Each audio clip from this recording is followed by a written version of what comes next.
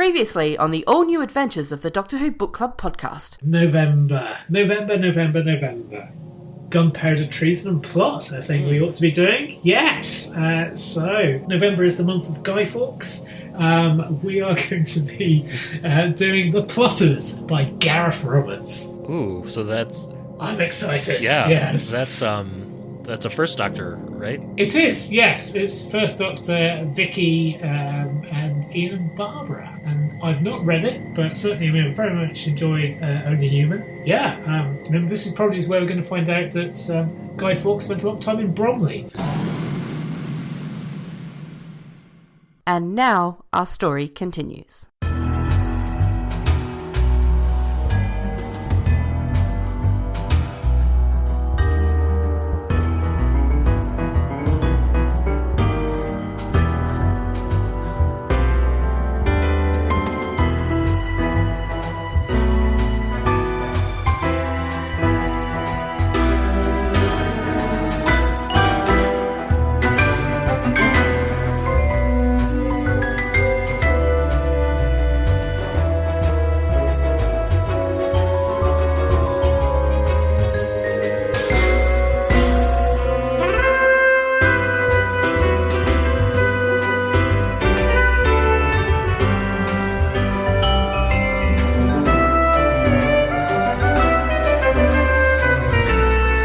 Welcome, everyone, to the all-new adventures of the Doctor Who Book Club podcast. This is Matt in Minnesota. Chris in South London. Remember? Yes. Yes, it's November, folks. And in the UK, certainly the first few days of November is traditionally spent kind of ducking at the host of fireworks as they light up the night sky. Now, is it in honour of Guy Fawkes? One of the things a friend of mine visiting from the States once asked me is, when we let off the fireworks, are we celebrating the fact that Guy Fawkes got caught, or are we celebrating the fact that he tried to blow up Parliament?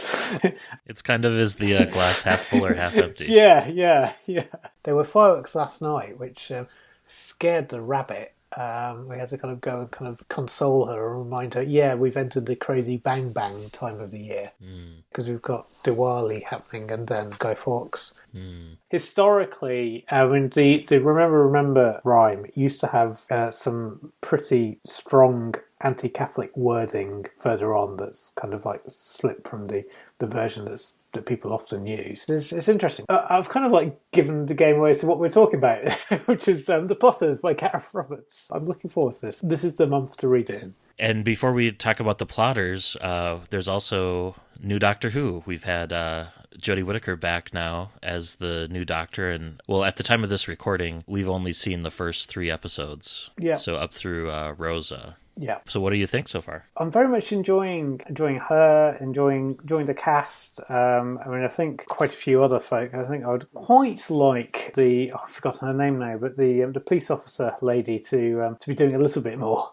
At the moment, Yasmin. Yes. Is the character name? Yeah. Yes. Yeah. Mandeep Gill, I think. Yes, she's feeling a little underutilized. It just looks stunning, doesn't it? Yeah, it's just, I love the change in the music, the lenses, with the whole, when we talked about, a new showrunner coming on, I really like the re-emphasis on character you can do that without sacrificing the plot. And I think the performances from all of the leads have just been great, and it's really impressed me. I was kind of hoping that, they would do like a season-long arc where each episode would end in a cliffhanger.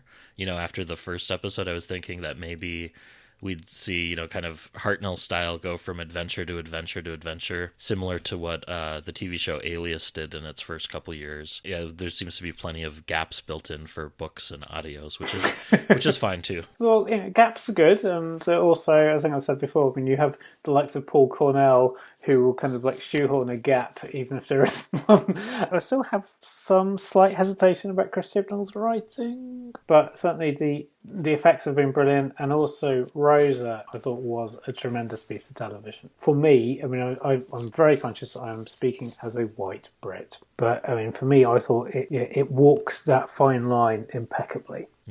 Yeah, I thought it was really good. I really liked how Mallory Blackman and Chris Chibnall made it a point to undo the interference in the history without being the direct cause of inspiration for Rosa. You know, she would have done that. You know, it was necessary for the history to unfold the way it did, but it was done in such a way so that, you know, the Doctor and her companions were trying to protect history as opposed to directly intervene, which was also similar to the tact that early Hartnell stories kind of took with history, and is somewhat similar to how the events of this book that we're discussing this month play out. It's one of those kind of fixed moments. So, Chris, what do we have for show and tell this month? Show and tell.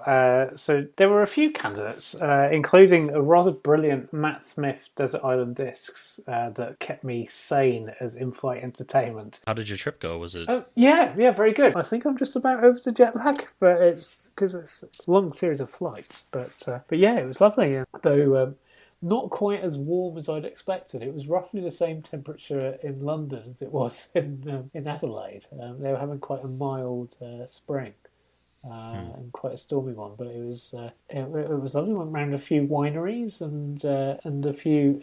They champion craft ale. There's a lot of kind of like little microbreweries and things, and so you can do quite a few little tours and stuff, which was nice. We went round the McLaren Vale, which is one of the famous wine regions of South Australia. Yeah, it was all rather beautiful. And the only listeners that I met up with were people that I knew already. And Lucas as well, from episodes of Death, met up with and got somewhat tipsy with in a bar. And then, being a perfect gentleman, he walked me home. Yeah, it was good. Quite often lovely weather, if not like full-on heat.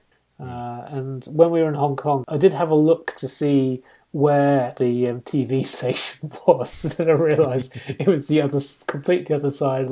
No, we're not here for long enough as it is. I'm not going to derail by kind of like going up of examining their archives. Their archives, yes, that'll not go down well.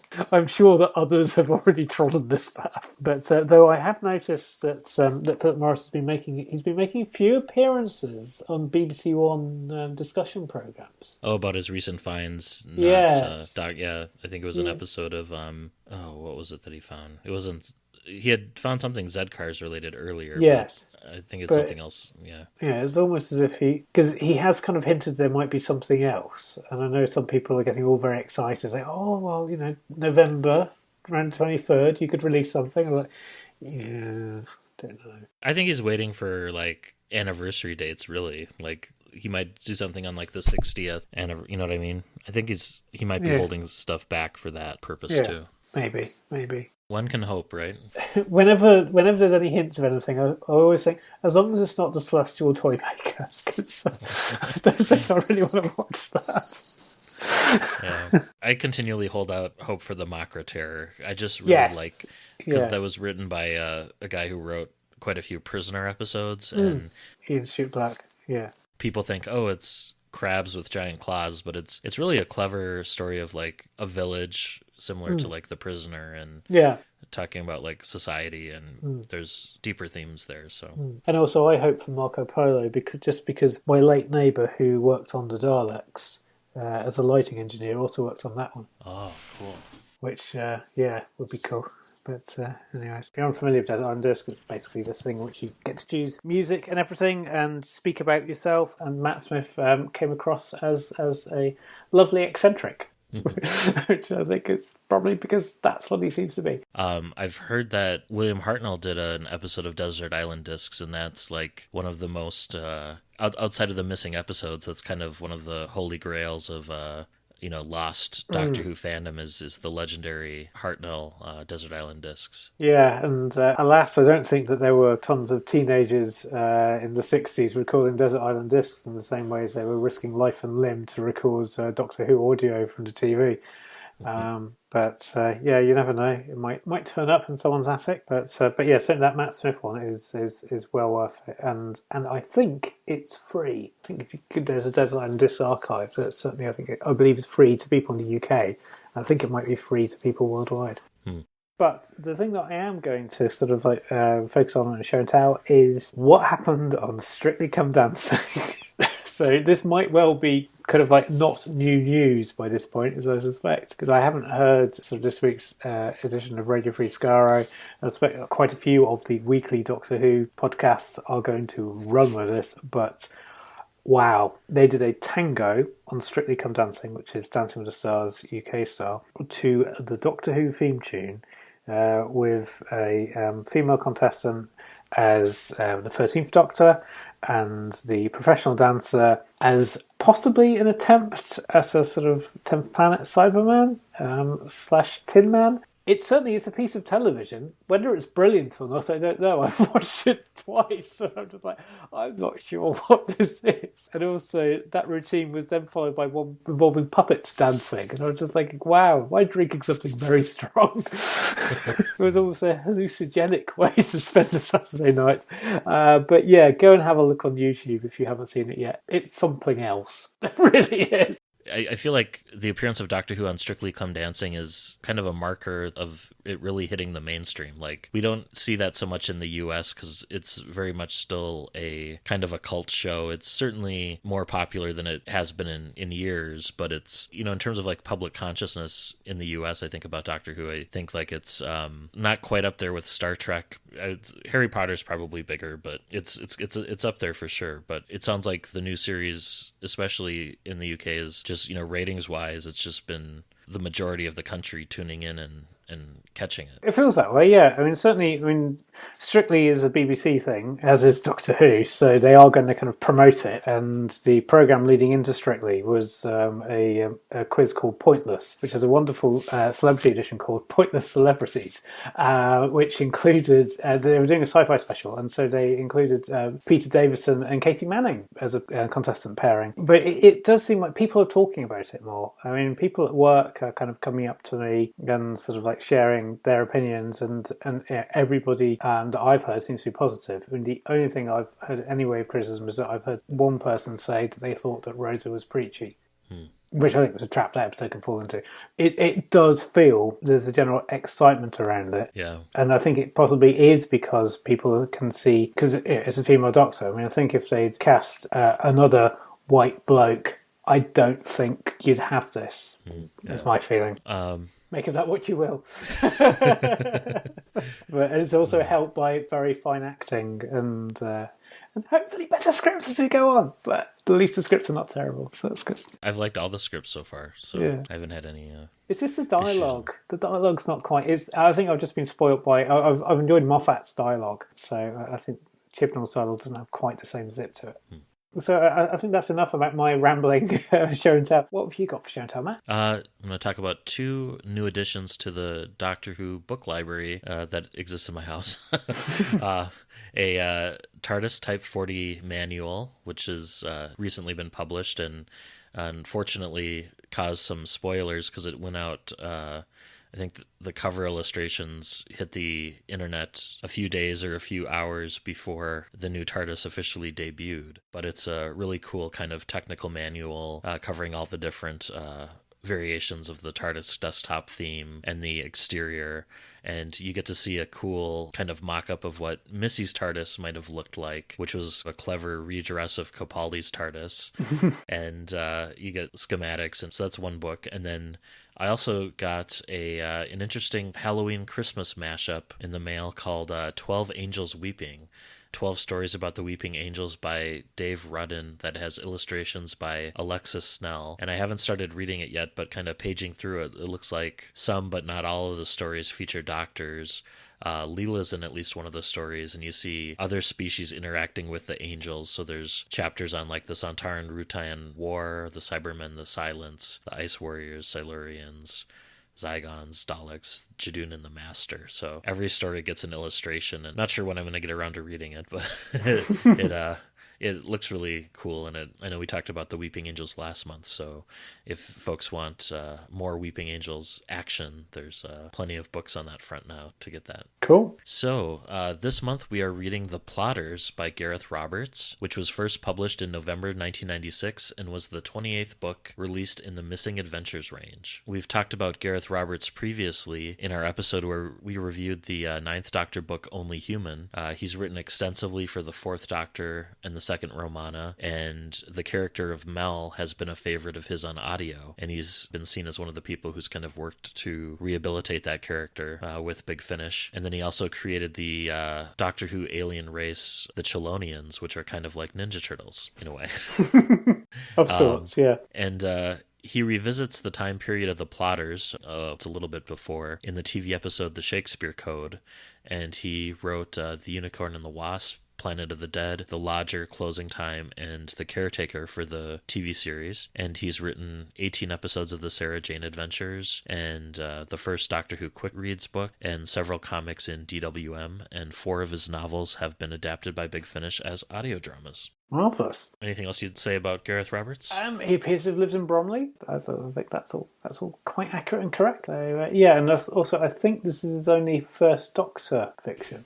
Yeah. This book is organized into 4 parts and 12 chapters, and I kind of liked how each part had 3 chapters, and it seemed roughly equivalent to a 4-part TV adventure, and every chapter kind of has a Hartnell-esque single episode title. And there's also a note from Gareth Roberts, an author's note, where he explains some of the liberties he took with the story and draws a comparison to how historical events in the Romans played out, which was nice because, going into this, I wasn't super familiar with the Gunpowder Plot. I had seen and read V for Vendetta, so I knew a little bit about Guy Fawkes Night. I did see one documentary about it a few years back, the big ITV one where they blew up Parliament?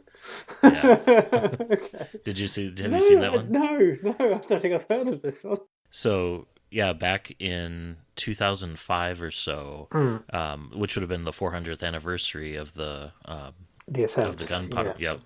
Yep. ITV did this big documentary, and I'm not sure how I saw it, like whether I had just saw it online or it aired in the States as well, but it may have aired on PBS. But they spent an inordinate amount of money reconstructing a replica of Parliament with 7 feet of poured concrete, out in the middle of the woods. And of course, this is the original, version of Parliament, not the, as it would have been at the time. Yeah. And then they brought in 40 or however many barrels of gunpowder, and some of them were decayed, and they blew the place up, and they put in, mannequins of all the people in the seats where they were going to be sitting. And I think they found King James's head something like half a mile from the blast site.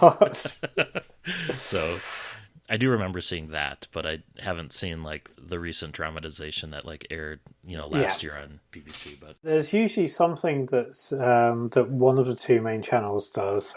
This year, I don't think they're marking it in particular, but I think just because last year the BBC did, just went so all out, and I don't think there's, at the moment, I think they're probably just letting it kind of rest. Yeah, and besides that, we have enough shenanigans in Parliament as it is right now. Marvelous. The cover's kind of interesting.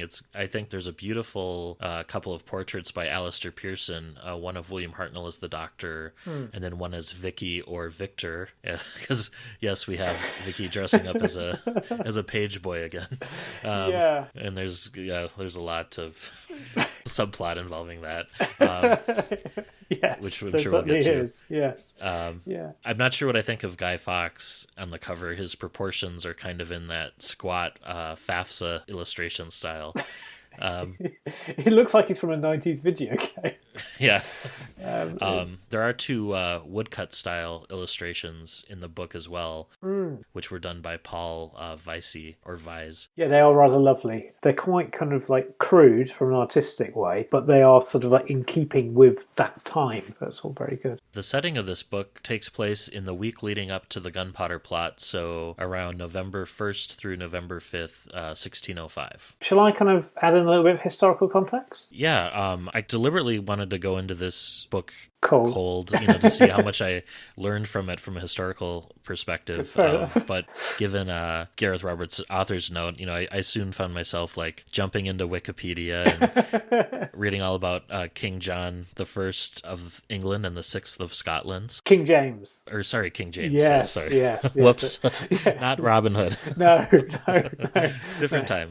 Yes, King James. Similarly, possibly not a brilliant reputation. I went down the Wikipedia rabbit hole quite a bit And there's a whole separate sub-article about King James's love life, which was interesting. Yes, yeah. King James is an interesting character. So what background can you kind of fill in? What can I chuck in? So King James I of England, he succeeded Queen Elizabeth I. So as you may know, Elizabeth I was the Virgin Queen, famously, if not necessarily correctly. Certainly Doctor Who would imply otherwise. She had a great and bitter rivalry with Mary, Queen of Scots. And James I is the son of Mary, Queen of Scots. Elizabeth has been trying to drive out Catholic threats to the throne. I can't remember to what extent Mary, Queen of Scots was a fervent Catholic, but certainly I think there was some kind of sympathies. So you have someone who's kind of taken over the throne, who's not particularly used to England, and is also still, we're still fairly early days into his reign as well, or early years. And the various kind of trappings of government and everything are all trying to navigate their way through working with this new king, which I think always happens when you've had someone who's been in power for so long and then suddenly leave power. The new person takes quite a while to kind of like to bed in, but because he is so different from Queen Elizabeth, who certainly seemed to, shall we say, be quite work focused. Whereas James was not, and so there were a number of plots against James to try to kind of bring him down, of which the gunpowder plot is the most famous. So it's an interesting, slightly scary time. I have seen the two Elizabeth movies with Kate Blanchett. So there were a couple of characters from that I was like, oh, this is Geoffrey Rush's character, or they're referring to Christopher Eccleston's character from those movies. Yeah, funny. And also, as well, there is this what seems to be a general kind of like almost demonization of Catholics. People are obsessed that they will pose a great existential threat to the kingdom. On one level, the tale of the gunpowder plot is a tale about religious extremism and prosecution. Because persecution of the Catholics may have led to this, but you could also flip it around on the other side. But I mean, there's certainly there are parallels that you can kind of lead with with other religious conflicts. It's a story I think that resonates to this day. Shall we get started? Yeah, let's begin. So, in November 1605, King James I arrives in London for the opening of Parliament. He's frustrating his, well, I guess like in a presidential way, you'd say Chief of Staff, Sir Robert Cecil. Who's a holdover from Elizabeth's court, right? Yes, he is. So he was a real person. He was kind of around for, say, from Elizabeth's time. He was also, I think, kind of spy master. Certainly, he's a man with a lot of power, and he's able to kind of like spin his own webs, and is quite interested in, well, A, for him hanging on to power, and B, protecting the throne as he sees it, regardless of who might happen to be on it. James I and Robert Cecil will be at loggerheads for much of this. So James should be preparing his speech for the opening of Parliament, but instead he's spending his time making merry with his latest favourite, who's a young chap called Robert Hay. When we say favourite,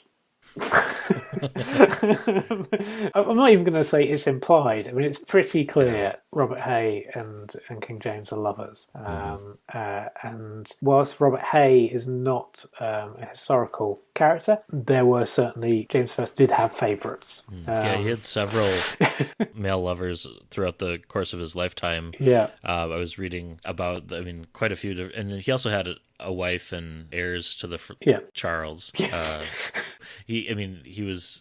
We're applying a modern framework of sexuality to 1600s be considered bisexual, I would think, in terms of his orientation. Yeah. Or maybe it's possibly gay, but having to be married for kind of appearance's sake. Mm-hmm. Yeah. So certainly you don't see him chasing after any women Right. In this. So Sir Robert Cecil, he's heard wind that the Catholics are plotting to overthrow the Protestant James. As I say, I have my doubts as to how Protestant he was, but that might be me being wrong of history. And the king is refusing to listen to Cecil. So instead, Cecil is he's putting together some secret plans with this mysterious hooded figure who is known only as the Spaniard. Keep an eye on him. And it was around this time that I was trying to determine in my mind, okay, is this going to be a pure historical or a pseudo-historical? So throughout it, I was thinking like, okay, is this person an alien? Is this person a time traveler? I wasn't sure what category this fell into. So throughout the whole novel, I was kind of double questioning everyone's motivation because for some reason I was thinking this was a pseudo-historical, but we may as well spoil it. I mean, now it's a pure historical. So they're, apart from the Doctor and Ian and Barbara and Vicki, there are no alien influences, so to speak. Yeah, it's not without its twists, even if you think you know the story of Guy Fawkes. Think Dennis Spooner and the Romans, and taking that to another level. Yeah, Well, thinking Glorious Bastards, I think, but the Quentin Tarantino movie. Yeah, but, we'll get to that in. We'll get to that in a wee while. So the TARDIS also arrives in London at this time, and Ian and Barbara ask the Doctor's permission to leave the TARDIS and visit the Globe Theatre. And last month I was kind of lamenting that we didn't have a TARDIS introduction scene, but here we have not one but three, where we have attempts to go out and explore, and it's dark outside, so we'll wait until morning. So we go back into the TARDIS and hang out for a bit. And this takes place just before the chase. Yes. So Ian and Barbara are kind of ready to leave. Susan's already left, although I don't think she even gets a mention in this entire book. That's one of the things I was looking for, to see if the Doctor would think back to Susan at all. But I don't think so. No. So the Doctor, dismissing their request, is kind of thinking that they're tourists, space tourists, which, of course, I mean, that's kind of what the Doctor does too. Yeah. And then he and Vicki set off for Whitehall Palace to observe the translation of the King James Bible, which was also going on at this time. And the Doctor suggests to Vicki to avoid unwanted attention. That spectacularly backfires. Vicki disguises herself as a boy, as the Doctor's ward. And they claim to be holy pilgrims is kind of what they're planning to do. Yeah. So this brings us to our dramatic reading for the month, which is read by yourself, Chris, right? Yes, indeed. So let's have a listen. It occurred to Vicki to wonder why the TARDIS was stacked with clothing for an incredible variety of times and places. She knew better than to ask the Doctor outright. His crabbiness was always aggravated by personal questions. Her own theory was that whoever had owned a ship in its prime, and the Doctor had hinted it was not strictly his property, had taken such samples aboard as a matter of course, presumably for analysis, just as the first space travellers from Earth had done. Ian and Barbara were inside the wardrobe room now, trying things on, and she couldn't help feeling slightly envious. She entered the control room with a warm drink dialed from the food machine and passed it to the Doctor, who lounged in his wing-backed armchair. Bless you, my child," he said kindly, and took a sip. Again, Vicki sensed an air of repressed excitement emanating from him. His eyes had twinkled in the same way on the day they'd set off for Rome, and on the day he'd examined the parasitic webs woven by the evil animists. The prospect of hours spent inside the TARDIS didn't seem worth such anticipation. Instinct warned her not to remark on this. Instead, she inquired, "Ian and Barbara won't really be at risk from disease outside, will they?" "I don't suppose so. No.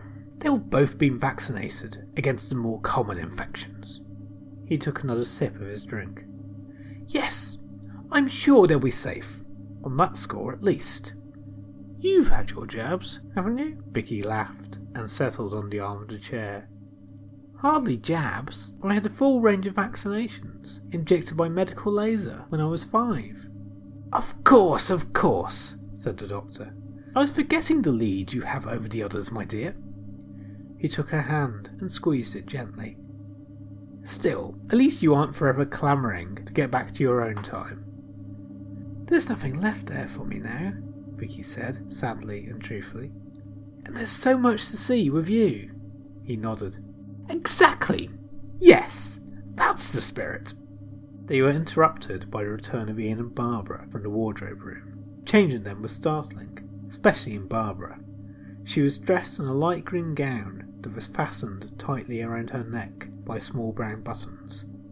It was all the more fetching for its lack of elaboration and showed off Barbara's figure to its full effect. The impression was set off by her hair. She'd washed out the lacquer, which normally kept it fixed high, and had pinned it up in a chignon that rested beneath a fetching lace bonnet. Also, she had substituted her normal, subtle layer of makeup with a fine dusting of white powder and added a beauty spot and bright red lipstick. "Barbara, you look fabulous!" Vicki cried. She got to her feet and circled her friend, taking every detail of the costume. "What about me?" asked Ian. He gave a courtly bow. "Aren't I fabulous too?" He had chosen a distinctive grey doublet with puffed sleeves and a ruff. His grey leggings were a perfect fit and were tucked into a pair of sturdy leather boots at the knee. Tucked under one arm was a wide-brimmed hat with a peacock's feather on its front. "Ian, you look like a hero," Vicki infused.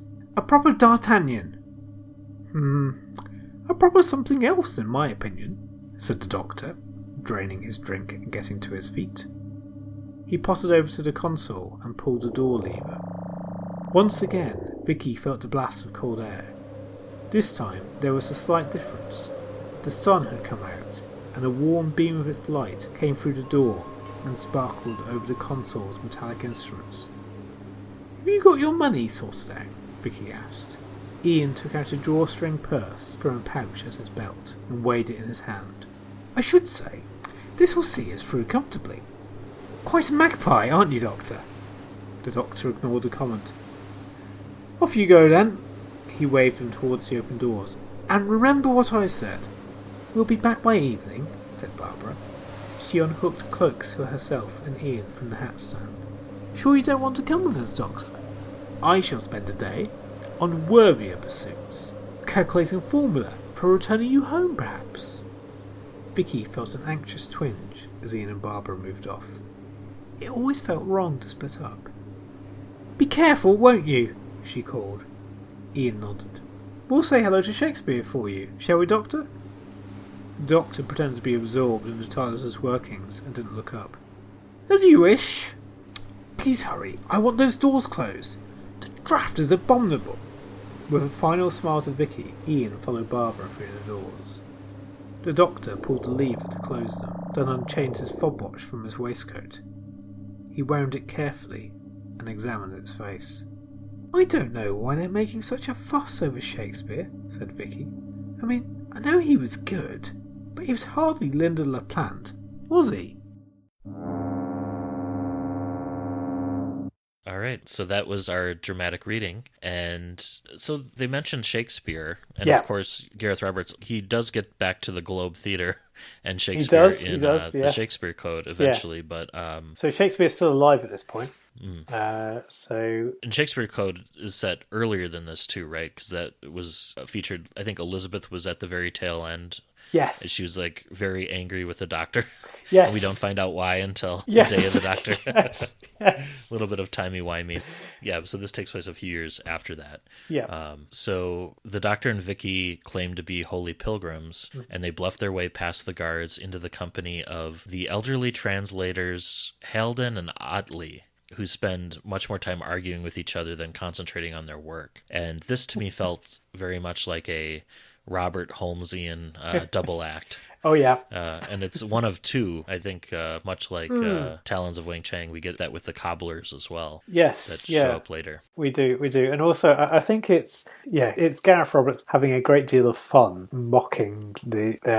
they go into these great debates about various arcane bits of religion, as you say. I mean, they're arguing. They're not really concentrating on their work. They're often kind of like undermining each other as well. Yeah, and you kind of feel that Gareth Roberts is pointing at kind of like the whole religious scene in England, and so like this is all a bit mad. Yeah, I think is using some of their arguments too as just like a commentary from the outside on religion itself, but then also to set up the whole Protestant versus Catholic divide and how there are, elements of doctrine of which there are serious disagreements, and they get into those a little bit as part of some of these early scenes, kind of setting the stage for all the plots that are going on underneath all of this. Yeah, I mean, I'm not a religious scholar by any stretch, so I don't know how accurate the arguments are that are used. But I just know that you would have scholars roughly around about this time kind of like arguing as to how many angels you could fit on a pinhead. So the kind of like the level of crazy that we get from Howell and Otley is not surprising. Sir Robert Cecil, he's suspicious when the Doctor and Victor, they claim to have lost their papers in a struggle with ruffians on the road. So, of course, no psychic paper at this time. Right. And he invites them to attend a dinner with the king to expose them, but they attend. Vicki inadvertently attracts the attention of King James, who is delighted by young Victor's robust and youthful appearance. And Gareth Roberts takes great pains to like describe, when Vicki would, I think in the Crusades when she was playing a boy, she was very, come on, doctor, let's go this way, very like earnest and stalwart, and you get a lot of that coming through on the page too. And King James is already starting to lose interest in Robert Hay, who is his character that's an amalgamation of some of his other lovers who's on the court. And Cecil once again demands that the king address the Catholic, what he calls the Catholic problem, in his speech to Parliament. And Vicki notes with suspicion that the Doctor's observing this interaction very closely, because the Doctor withholds a key piece of information from Vicki, Ian, and Barbara, in that he doesn't. He's here, he recognizes the date, and he's thinking, okay, gunpowder plot. Vicki, while she's aware of it, she doesn't. She just thinks, oh, we're going to see the King James Bible translation, and Ian and Barbara are they're headed off to the Globe thinking, oh, we're just going to go see some Shakespeare plays, not realizing the time of year or what's about to happen. Yeah, it's interesting because King James, I think it's probably fair to say that for people outside of the UK, he's probably most famous for his Bible, whereas I think in the UK he's probably most famous for having been nearly blown up by Guy Fawkes. but yeah, so Ian and Barbara, they're trying to reach the Globe and they're not able to due to crowds watching a bear baiting, which sadly was something that happened in those days. And so they find shelter in a tavern along with a couple of cobblers that you alluded to earlier.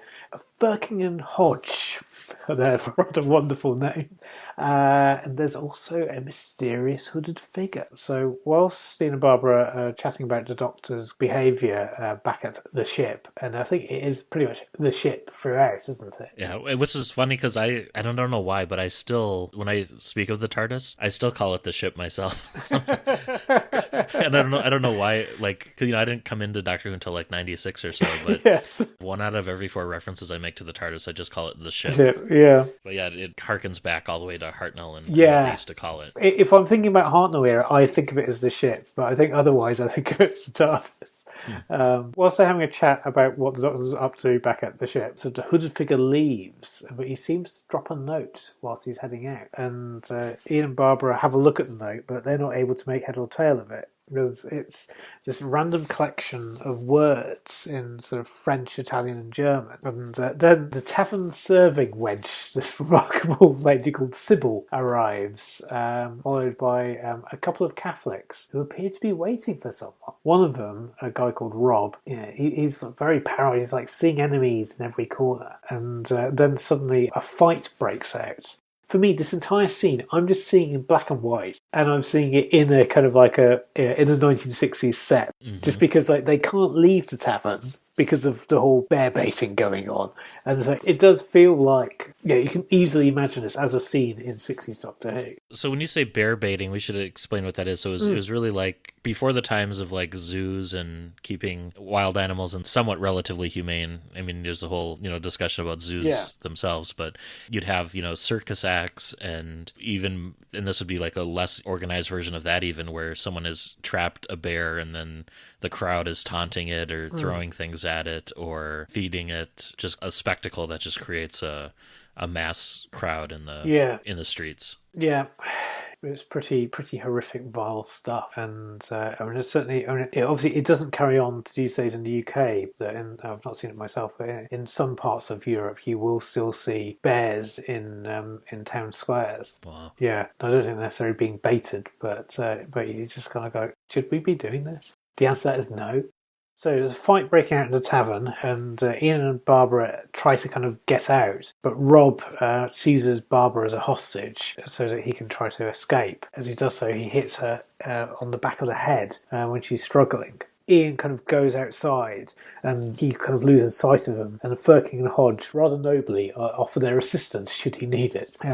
The concussed Barbara, meanwhile, she's apologising to people that have captured her for reading their note. And so you've got two people there. You've got Rob Catesby, who we learn out, and then another person who's a little bit calmer. And Rob Catesby decides to kind of like question her to find out how much she knows. And then Barbara hears Catesby refer to his companion as Johnson.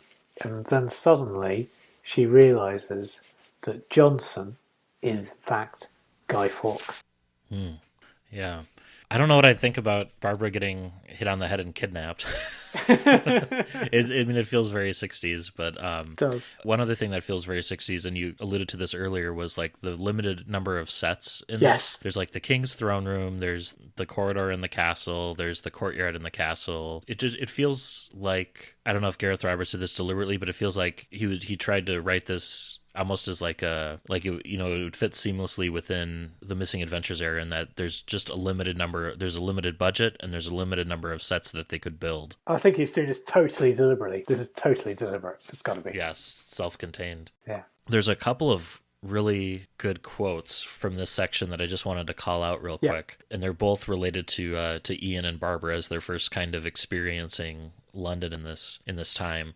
So this kind of harkens back to Only Human, when it just, there are certain turns of phrase that Gareth Roberts does that are just like really spot on and just kind of make you think. But so here's the first one. It says, "Street lighting was non-existent, and most people had sensibly retired indoors. In this age, it was still possible to see the stars, and as he trudged up the road, Ian stopped more than once to look up and wonder which of those he had visited." That's rather lovely. And then another one, because it's raining a little bit. Ian found himself wishing for an umbrella and wondering at the reaction if he were suddenly to produce one. Going into the past was similar to being caught in a power cut. One was always reaching for a light switch or some other invention that wasn't there. And that, I never thought about that, but it would totally, like, in the past, like, you'd think, like, oh, I'm walking into a room, where's the light switch? And just, that moment when you're like, oh, yeah, this doesn't work. Yeah. It's certainly very true about the stars. I think, if I found myself back into, I think I would be struck by how much you could see. The things that you couldn't. Oh yeah, no, those are definitely satellites. But yeah. So Robert Catesby. So I kind of spoke about this a little bit last time's podcast. One of Catesby's direct descendants is Kit Harington, the Game of Thrones actor. If you picture him, you're not going far wrong, because there's a lineage. Yeah, and Harrington played Catesby in Gunpowder TV series last year. So Robert Cecil soon guesses that Victor is really a girl, Vicki, and when he meets with the Spaniard that night, the Spaniard reports that his note to Catesby was intercepted by a young couple who spoke of a doctor and of traveling by ship. Cecil concludes that the doctor and his ward are spies from Holland, and the Spaniard decides to kill them both. The hooded Spaniard figure manages to enter the palace undetected, but the doctor fights him off with Vicky's help, and in the process notices a strange, rectangular symbol on the assassin's knife. Cecil, meanwhile, informs the king that the doctor and Victor have left, and the king is so despondent at his loss of Victor that he drives Cecil out, refusing to discuss the parliamentary speech with him. And when the doctor and Vicky find Hay comforting James the next day. Yeah, James comforting in quotes as well, I think, isn't it? Yeah. Hay very much realizes that he's lost favor with James, so he's eyeing Victor or Vicki suspiciously as well. Yeah. James is delighted to see the doctor and Vicki show up the next morning and concludes that Cecil, is it Cecil or Cecil? Cecil, okay. That Cecil must have been mistaken, leading the doctor to deduce that Cecil had dispatched, or was the one who had dispatched the assassin. And at James's request, Vicki is taken to be fitted with suitable apparel for a courtier, and her plastic sandal, which caused some amusement. And I'm trying to figure out, okay, plastic sandal, is this like, are we talking like a pair of tongs or Crocs or like jellies? Like what sandal are we talking about? And you thought the TARDIS wardrobe would have had something a little bit more fitting. Yeah.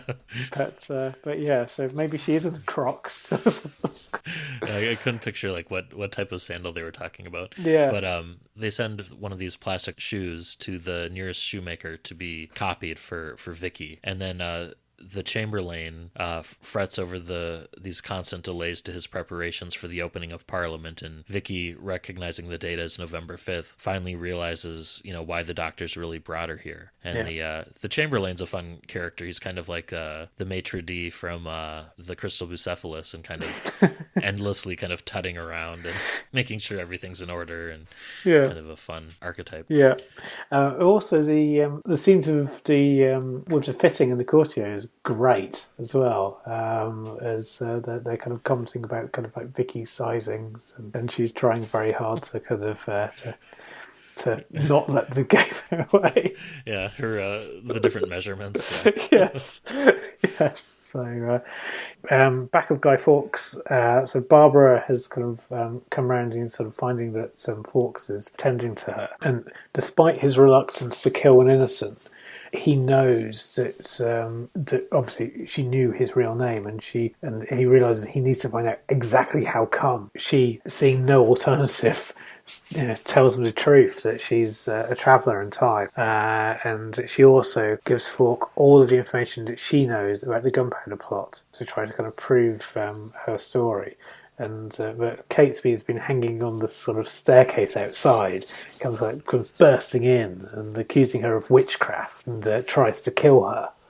When Fawkes knocks him out and takes Barbara to safety in a nearby inn, where she sleeps off the rest of her concussion. And despite all of the care that he's shown her, and she knows that she can't risk history changing by sort of telling him about the grotesque death that Fawkes has got in store. Because history tells us that Fawkes was hung, drawn, quartered. I read some articles about that as well, because there's two different meanings of hang, drawn, and quartered, and one is that you're hanged to death first, and then the body's somewhat mutilated, etc. afterwards. And then there's what was happening at this time in history was that first you dragged on a horse to the square, then you're hanged, but not to the point of death, and then the drawing and quartering happens while you're still alive. That I didn't realize.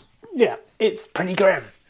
It's horrific. That seems to be something I was saying quite a bit. It's also worth saying as well that even though sort of Fawkes is the most famous to British ears sort of member of the plot, Catesby is pretty much the ringleader, and both in history as we know it, and also in this story. One license I think Gareth Roberts did take was reduce the number of conspirators, because I think what I was reading, it was something like 12 to 14 total, and in this book it feels more like 5 to 6, and I think that was just an effort to simplify the plot and combine a few of the characters into different roles. But it seems like a smaller conspiracy in this book. Yeah, but it still feels like a dangerous conspiracy. Oh, for sure, yeah. Definitely. Yeah, just in terms of limiting the number of named characters and to keep the plot manageable. We're going for a 1960s TV production to keep the cast affordable. Mm-hmm. So when Catesby sort of comes round, he's suffering from concussion himself, and he's kind of going nearly mad with paranoia because he's convinced that Fawkes has betrayed him. Ian, meanwhile, heads off to those cobblers, Firking Hodge, for help. And then he sees Vicky's sandal being brought in. And then kind of guesses from that the Doctor and Vicki must be at the palace. A hell of a coincidence, but kind of thing that certainly historicals and the Hartnell era are not short of. So Sybil, the maid from the tavern, arrives to kind of tell Ian that she's learnt that Barbara was kidnapped by Robert Catesby. And Ian recognises the name from history and sets off for the cellars of Parliament to find him.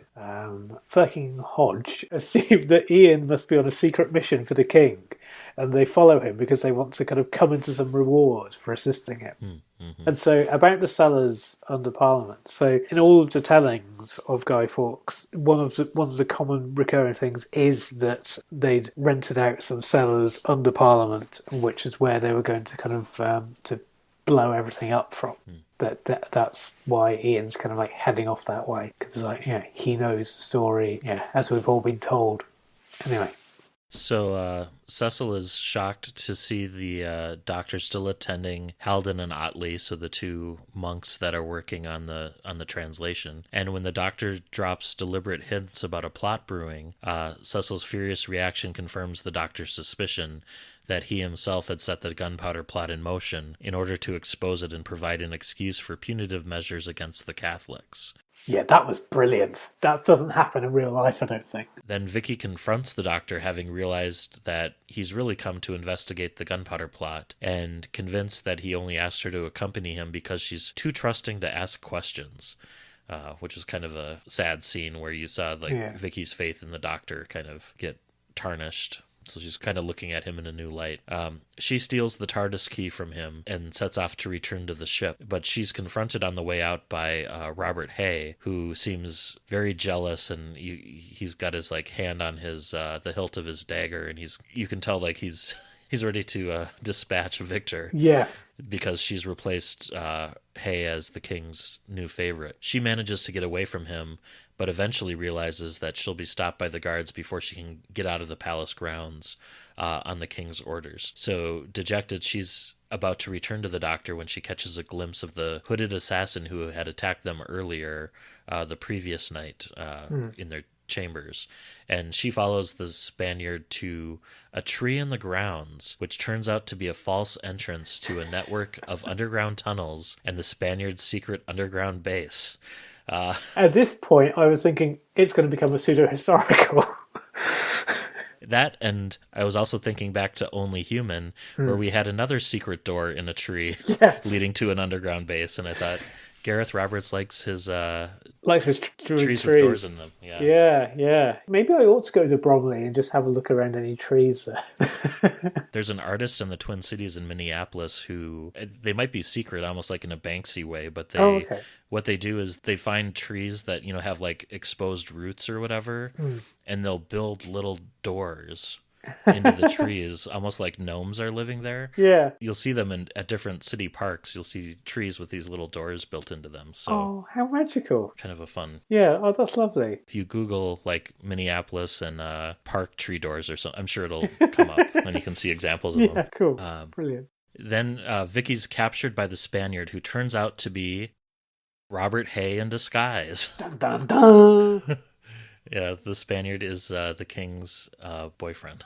Yes, yeah. I must say, this came as a big surprise to me. Yeah, same. Yeah. But there's more twists to come yet. Oh, there are, yes. He then drugs Vicki and questions her, kind of like with a truth serum. And under his influence, Vicki reveals the truth about the doctor and their travels through time and space. Cecil alerts the Chamberlain to the fact that a prominent Catholic called Sir Thomas Percy, a real person, has rented rooms directly beneath Parliament itself. And the Chamberlain, who's already incredibly busy, agrees to investigate it, but it's mainly to stop Cecil from bothering him.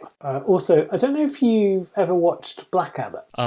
I've seen some of it, not all. I've seen the first series and a half, maybe. Okay. And I know they're different time periods and stuff. Yes, yeah. So you get Percy family is one of the recurring families in Blackadder. Okay. I was imagining, I can't remember the name of the actor. It's a double-barrel name. I was just imagining Thomas Percy as being that particular actor, because there are times where it feels somewhat Blackaddery as well.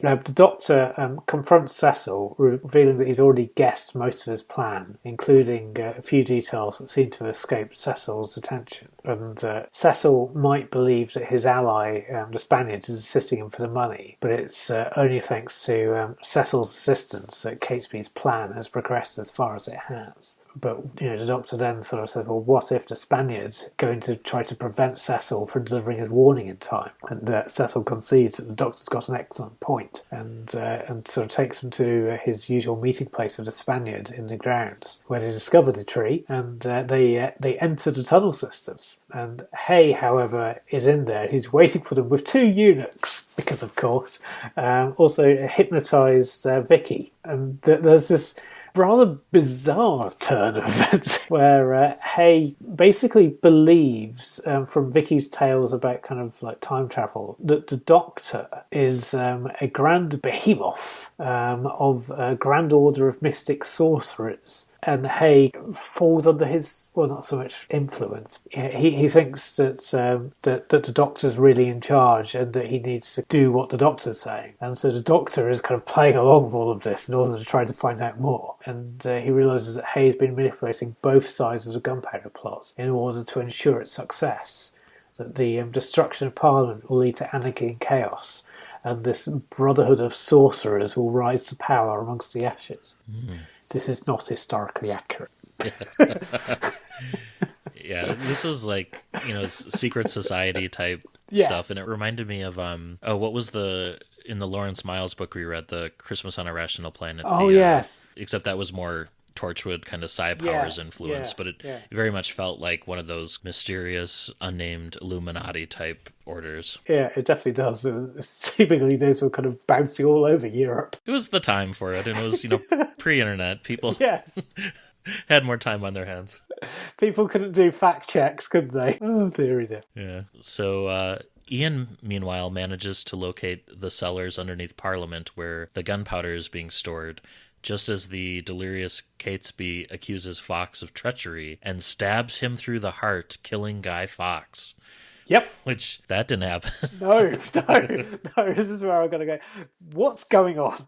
Yes. Yeah, this was shocking to me. This would be like, in the new series if Rosa Parks were killed and then someone had to step in and fill in and replace her spot in history. So that was just really shocking to me. That I was like, okay, what's going to happen now, and how is this going to go back on the rails? Yes. Oh, dear. What you just said about Rosa Parks, I was thinking, if they'd ever done it in the 80s, that's probably what they'd have done. Oh, yeah. Jeez. Dear. Ace would have had a friend that'd been travelling with him just for one story. That'd be it. Yeah. Oh, dear. Anyway, sorry. So before Ian can do anything about it, he's captured by the other conspirators who are down in the basement, including Thomas Percy. And at that same time, the Chamberlain arrives to investigate Cecil's accusations. And this part is true. So there was like a preliminary investigation of the basement of Parliament, that missed this and didn't find anything. And then it wasn't until they went back the second day and looked again that they were able to uncover the plot. So that's how my limited understanding of history like that. So this part I think is pretty accurate in that you had this first investigation. So the Chamberlain and a couple of others arrive. What's under that tarp? Oh, just wine. What are you guys doing? Oh, just playing cards. Okay. So the Chamberlain's like, great, nothing to see here. I've got, the opening of Parliament to plan, and he's worried about who's sitting next to whom, etc. And he doesn't want to cause trouble, so he leaves. And then as the Chamberlain goes along his way, Percy believes that Ian is a spy for Cecil, so he ties him up in the cellar with the gunpowder to die when the barrels explode. And then Firking and Hodge, realizing that Ian is in danger, so the cobblers, they set off to find some weapons and attempt a rescue. One thing here, too, that I thought was interesting was that there's a couple of scenes, before Guy Fawkes is killed where he's talking with Barbara, and you get a sense that at this point, Barbara and Ian seem very much like a couple, or at least, setting up how close they are in, the chase when they leave for home. But I guess Guy Fawkes, from what I understand, his plan was always in reality, was to set the fuse and then get across the river, the Thames, before the detonation. Yeah. But in his conversations with Barbara, it sounded like he was very much planning to light the fuse and die as a martyr. So that I thought was an interesting difference, I guess, from how, in this book compared to what was actually happening in terms of his motivations. What we've been told happens is, I have to say, I've now got a healthy skepticism. Having read all of this, I'm like, well, maybe this might be how it all came to pass. Sure. Yeah.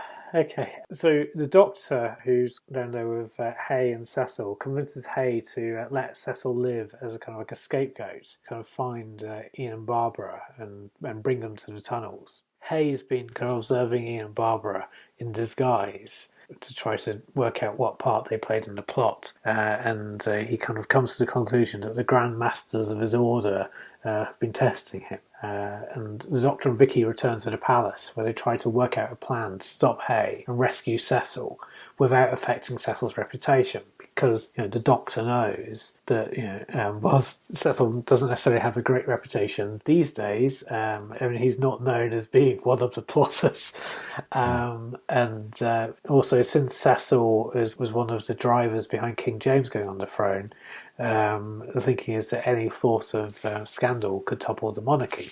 I'm not so sure, but then again, we're not that far off the actual English Civil War, which happens with James's son, Charles. Which you can read about in the Doctor Who novel, The Roundheads. Yes.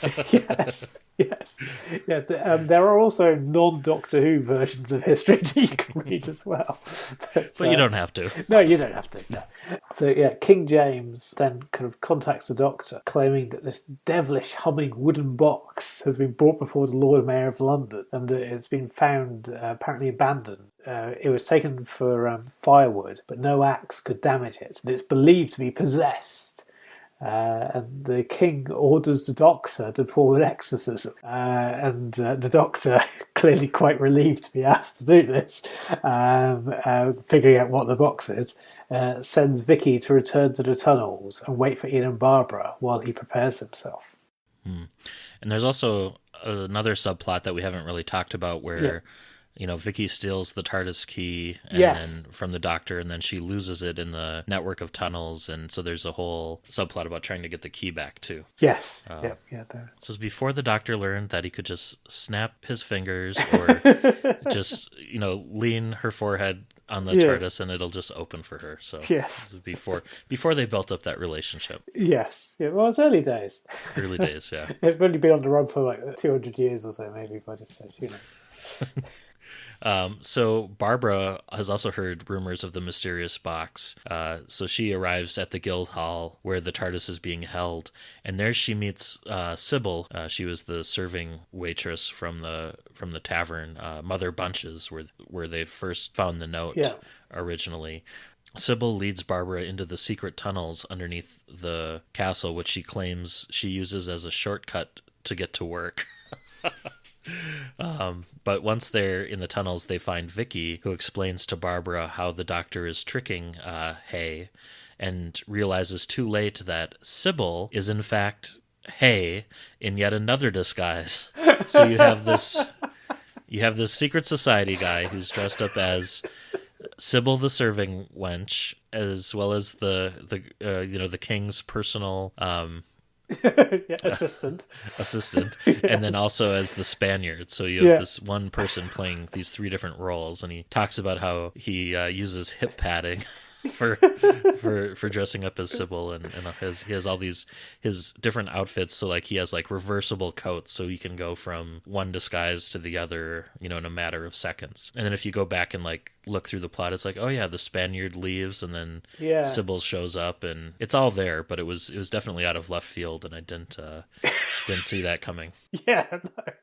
Because when the Spaniard leaves the note, it might almost be easier from an actual practical point of view for it to be Sybil to leave the note. Yeah. I mean, there's no reason why the Spaniard does it other than for plot purposes. So there was a Spaniard in history too, right? Or was that? I don't think so. Maybe not. Okay. No. Certainly, it's an anonymous source in real life that allegedly tipped off and sort of say, oh, you might want to have a look under those cellars. But yeah, it's. I don't think there's a Spaniard floating around. I'll have a wee look in Wiki and let you know. Okay. that impeccable source of history. Yeah. So Vicki and Barbara overpower Hay, and Vicki bluffs, to Hay's eunuchs into releasing Cecil, and she also manages to recover the TARDIS key at that time. And then Hay recovers and he flees, and then Vicki and Barbara return to the palace where they're completely filthy, and they've been crawling around these tunnels for hours on end. And the Doctor takes them to the Guildhall for the exorcism, and he's trying to stretch this exorcism out, for multiple hours. And it's like sort of midnight, and the Doctor knows that news of the gunpowder plot will reach the king soon enough, and the king's overseeing the exorcism. So you've got Barbara trying to read Latin and Vicki kind of humming and ringing a bell, and they're kind of walking around the TARDIS trying to delay things, hoping that Ian will find them. Yes. Because they haven't seen him for days. Yeah, it's a brilliant scene.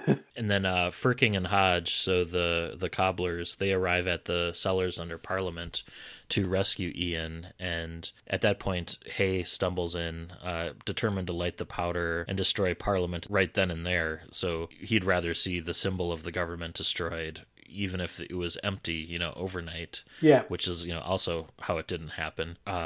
Ian and his friends are able to overpower Hay and stop him. And at that point, Cecil arrives and arrests Hay, and they discover, they do a second, more thorough inspection, and they're able to find all the gunpowder, etc. Cecil arrives and he arrests Hay, and he intends to charge him under the name of Guy Fawkes. They see the body there, and Ian explains, how Guy Fawkes was murdered, and so Hay assumes Guy Fawkes' place in history. So, he gets tortured and they get a confession out of him. And King James, who's already lost interest in Hay, he's never going to know the truth because it's doubtful that saw Hay directly, after that. And then as Hay is being led out of the basement of the cellar, one of the guards punches Hay repeatedly in the face, breaking his nose, and his features, are all mashed up. Yeah, no one's going to find out the truth anyway. So history's set back on the right course. And then Ian takes news of the plot to King James at the Guildhall and meets up with the TARDIS team. And in the confusion, they're able to get into the TARDIS, and the Doctor has some choice words on his way out for the two monks, and they depart. Yeah, and that's the plotters. Yeah, it's quite the story, isn't it? Mm-hmm. So what do you make of all of that? Yeah, I liked it. I didn't like it as much as the previous Gareth Roberts book we read, but I did.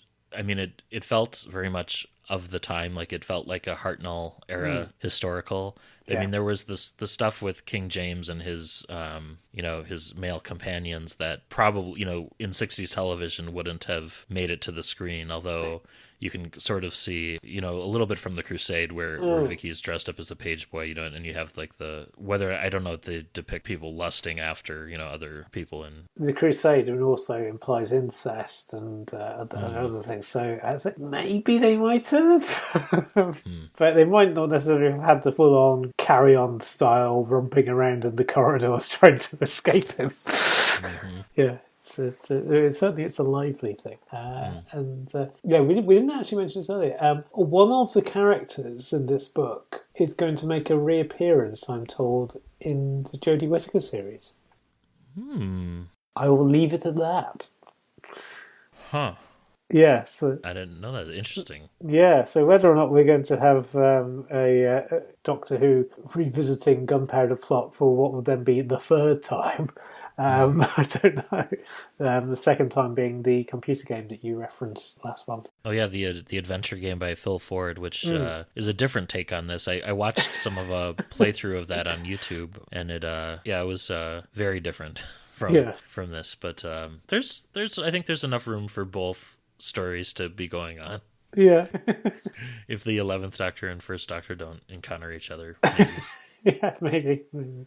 I did think too that even though it's set up as a 4-parter, this felt to me like there was enough plot, and it felt more like a 6-parter. I guess when you think about like the Hartnell era, it seemed there was a lot going on, in terms of like twists and turn, and Oh, that's true. Yeah. it didn't feel like padding to me either. I mean, it was enough story, but it definitely wouldn't have minded, maybe shorter chapters and maybe broken up. When you think about like, could they have fit all of this into a 22-minute episode, for the different sections? I think part 3 was short enough to do that, but the other ones seemed like they'd be like more like 40-minute Hartnell stories, just with the number of scenes that they included. Yeah. What did you think about the characterization of the TARDIS team? It seemed to be pretty accurate. So certainly, well, I've got a better handle on the Doctor, Ian, and Barbara than I do on Vicki. But it felt like the characters I knew. Vicki, I've always found a little bit. I mean, I've not spent as much time with her character, certainly in written fiction, as I have with Ian and Barbara. Mm-hmm. What do you reckon? Yeah, I thought the characterization was pretty spot on. I could definitely hear Hartnell, kind of tutting his lines and grabbing his lapels, and Ian and Barbara were really well characterized. And I agree, Vicki was a little bit more shallow. But I mean, you're talking about a character who never even got a last name on the, during the series. Mentioning that she's from a future time, and so you do get a little bit of that. I did appreciate the scene where Vicki kind of, the Doctor becomes more of a fully fleshed out person. He disappointed her in lying to her. That felt like, I guess, a good scene that furthered their relationship a little bit. But of course, you don't really get that on screen, say between the Roman, or with this Space Museum and the Chase, I think. Space Museum and the Chase, yeah. But then again, by the time the Time Meddler comes around, she's very much kind of like in charge. Well, not so much in charge, but like she's very confident as the companion. Because like, certainly in the first episode of that, they believe that the TARDIS crew at that point is just the Doctor and Vicki, and don't realise that they've got an extra friend. And we're not talking about Hi-Fi the Panda. No, we're not. We're not. So, given that Chameleon is now appearing in Big Finish audio in the new year, maybe it's only a matter of time before Hi-Fi makes a reappearance. Didn't Iris have a teddy bear as her maybe, a talking teddy bear as her companion? So. One other thing that was kind of for me about this one was I didn't really get a sense of any overarching themes or social commentary in this. This felt more like a romp. I didn't think that Gareth Roberts was particularly trying to say something, or I didn't take away from it like any underlying messages, apart from fixed events and history and all that. That's interesting, because I thinking about it, I did. It's inquisitiveness. So the fact that you've got the kind of like the blind faith of the priests that are sort of working on the Bible, and that kind of like leads them down various blind holes, blind alleyways. Pardon me. And you've also got as well the fact that the history that we've been told is not necessarily true, and to kind of like look and try and read between the lines, maybe. I don't think I'm reaching too far to kind of see that. I appreciate it's a little bit of a reach. I think that might be there. I mean, there's a lot of criticism of religion at its kind of at full pomp of this time. Yeah, I can see that, but I mean that was one of several subplots. So I'm just. It didn't feel like that was like the overarching, faith versus reason. That didn't seem like it was like the overarching theme of the book. But yeah, I agree that was there. Yeah, a little bit. I mean, I think he was more interested in telling a fun romp. I think you're quite right, and I think he succeeds. I found it very entertaining. Yeah, even though it does kind of get a little bit bonkers when you realise that it always gets to be like a Mission Impossible thing where you find out Robert Hayes pretending to be everyone. And of course, there were a couple scenes between King John and Vicki where it's like James. Oh, sorry.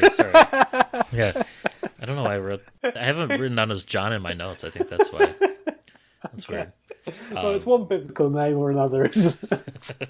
Starts with a J. Yeah, starts with a J. Yeah. So, the scenes between King James and Vicki, just some of those were bordering on almost assault, where she's like running away, and it's like, and I get it, it's meant to be like a madcap, like a carry-on scene or something, where they're like running around, sort of, and it just, again, through a 2018 lens, it's just like doesn't. You could still do that today, but it would be characterized a lot differently, I think. Yes. Yeah, it wouldn't be characterized as a bit of a lark. I mean, I did read a review of the Potters that described King James as coming across as being lovable. I don't think I agree with that. I would have used the adjective predatory, maybe. Yes, yeah.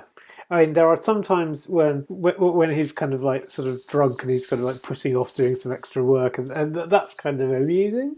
A little bit, even if somewhat irresponsible for the leader of this land. Yeah, he's a bit icky, isn't he?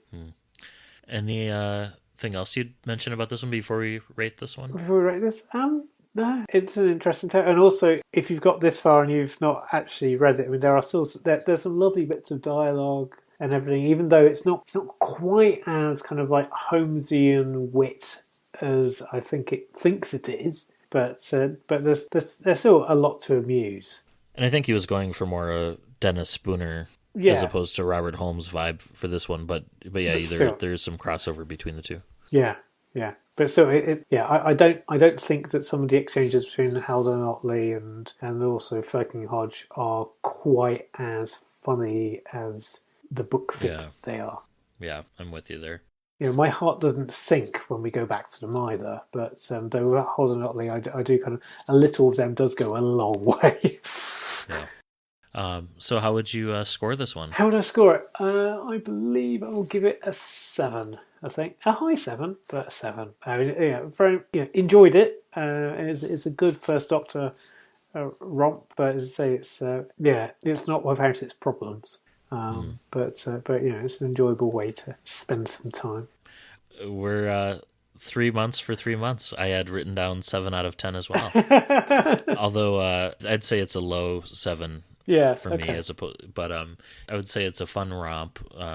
Some problematic or troubling scenes for sure, but tonally it bounced around a little bit too much for me, say between like the seriousness of maybe the massacre and the fun and frivolity of the Romans. It was kind of tonally, it kind of swung back and forth a little bit too much, although it did have some fun twists and turns, like killing Guy Fawkes off early.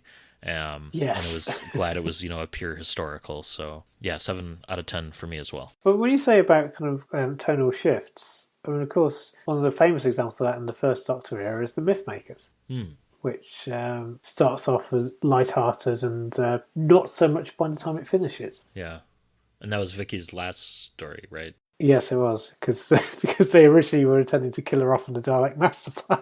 Well, maybe it's not so out there then, and it's more matching. But yeah, okay. Shall we move on to listener mail? Yes, let's.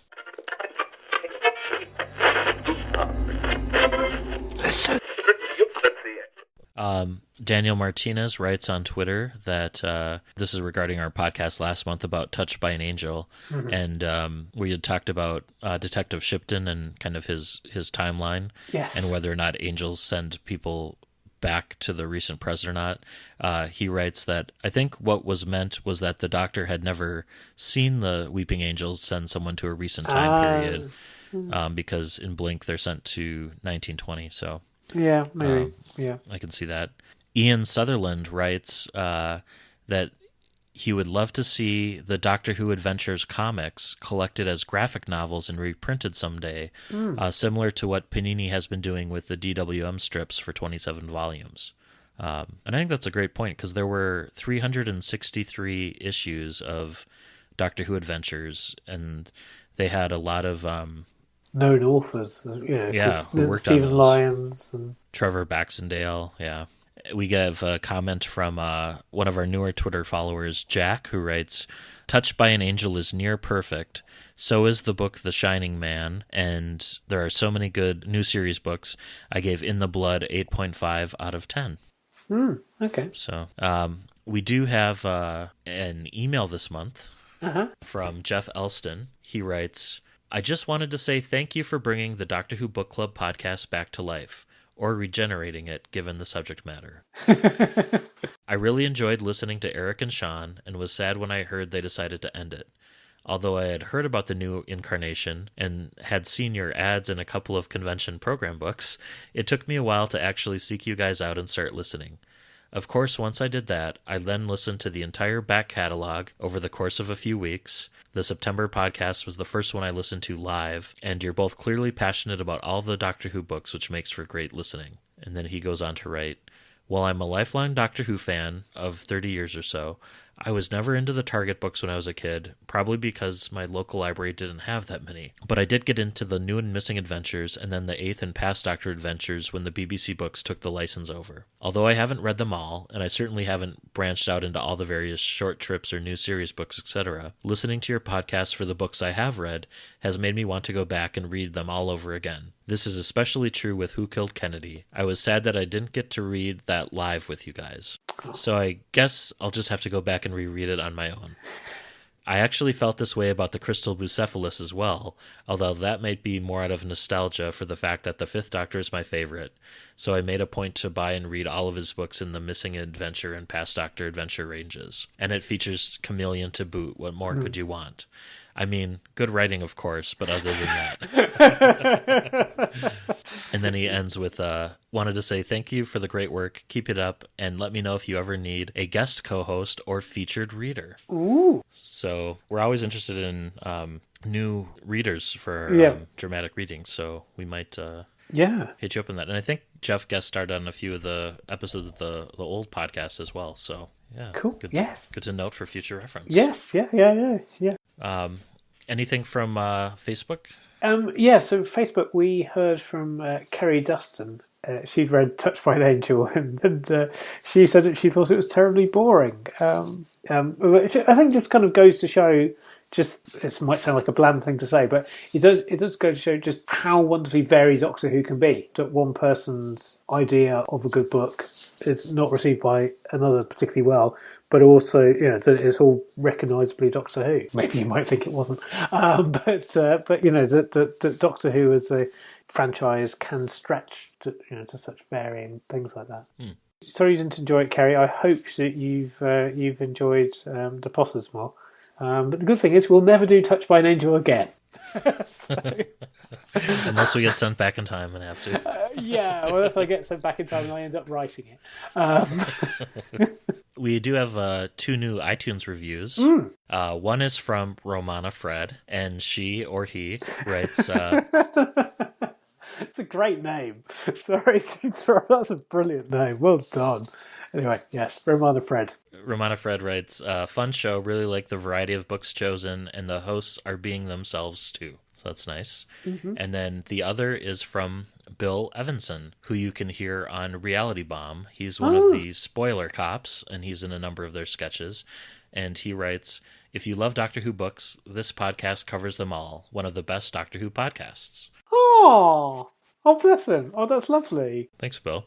Yeah, thank you. Bill also hosts a Frankenstein podcast where they're watching the old Universal Pictures Frankenstein movie and doing a podcast for each minute of the movie. So interesting. Yeah.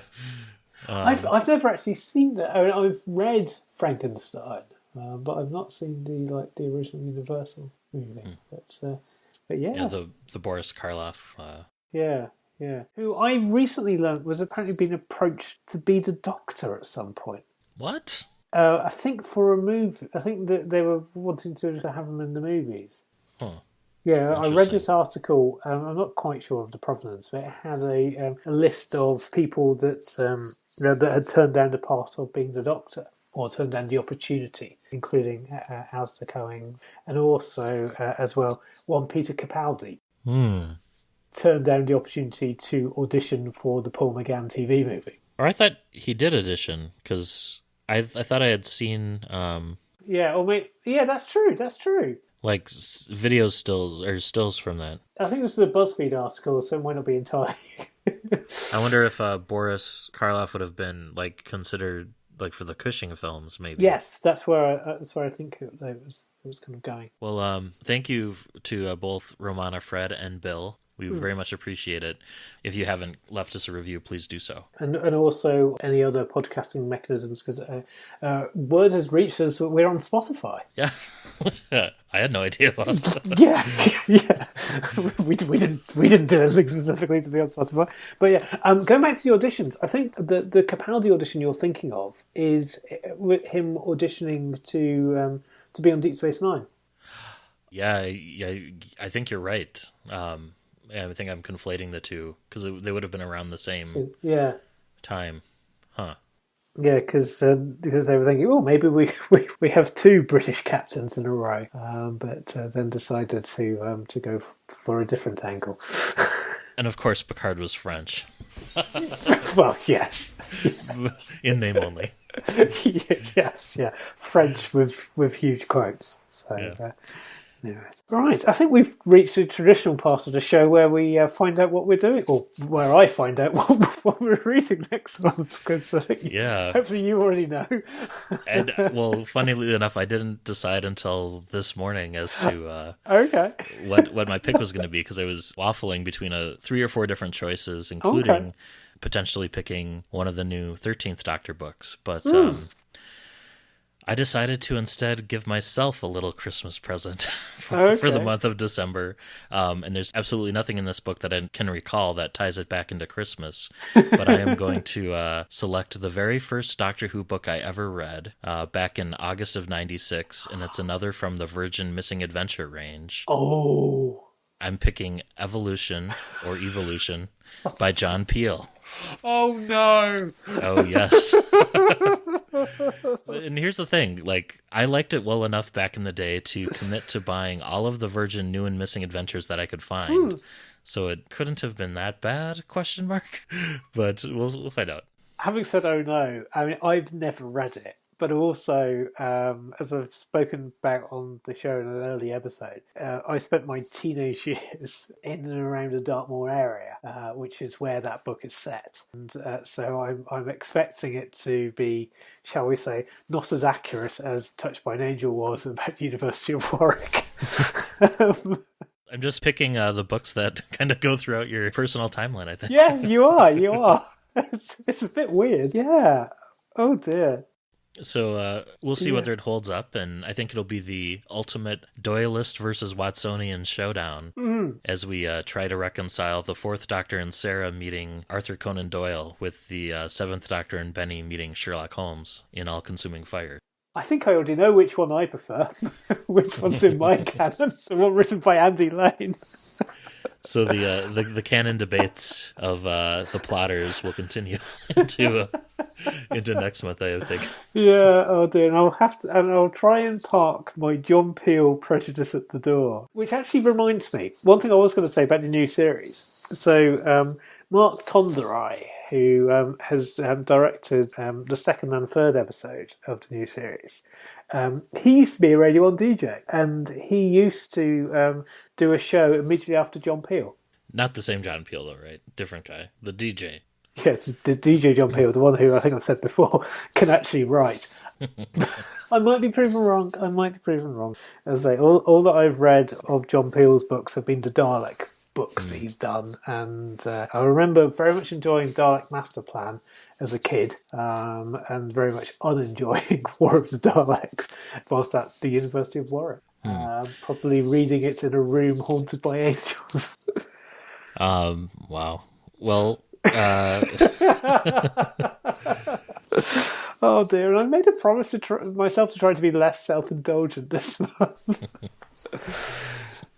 Oh dear. Anyways, it'll be an interesting book, to say the least. I've never read any of John Peel's Doctor Who books apart from this one, so I haven't read the 2 Dalek ones he did, or the Target, the one he broke into 2. Haven't read those, but I have read quite a few of his books set in the Star Trek universe. So, interesting perspective. But are they any good? The Star Trek ones were. Okay. Yeah, I didn't mind them at all. So, but again, I was 15 or 16 at the time, so maybe my tastes have changed. Yeah. We shall see. And next weekend, I'm apparently helping out at a Guy Fawkes procession. Oh. That'll be... Yeah, it'll be cool. That'll be fun. Yeah, I don't think I'll be burning any effigies. I I think I think this one's a bit tamer than some of the ones that get very political. Well, crowd control and Yes. making sure there are no bears being baited, I think would be a... Yeah, I think that's more of a Bromley thing. No Bromley references in this episode. No, well, apart from ones that I've put in. Not from Mr. Roberts. Not from Mr. Roberts, no. It only seems to be new Doctor Who that mentions Bromley or Croydon. Although, because John Peel and Sarah J. Bean from Croydon might get a reference next month. It could. Hopefully he'll be trying to shoehorn less continuity in than he does in War of the Daleks. Anyway. No promises. No promises. Well, until next month, I've been Matt in Minnesota. Chris in South London. Happy reading.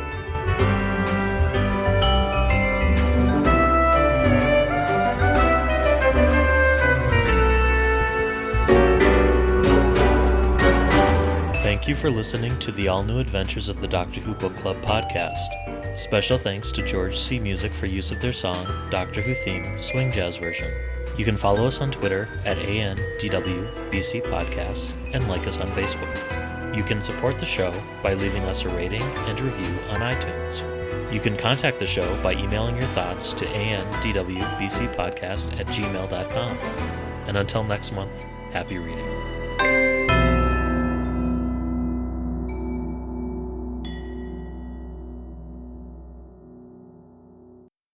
I was like, you know what? I've been wanting to do this one since we started the podcast, and it's Christmas, and I'm going to be selfish and just pick it. Yeah.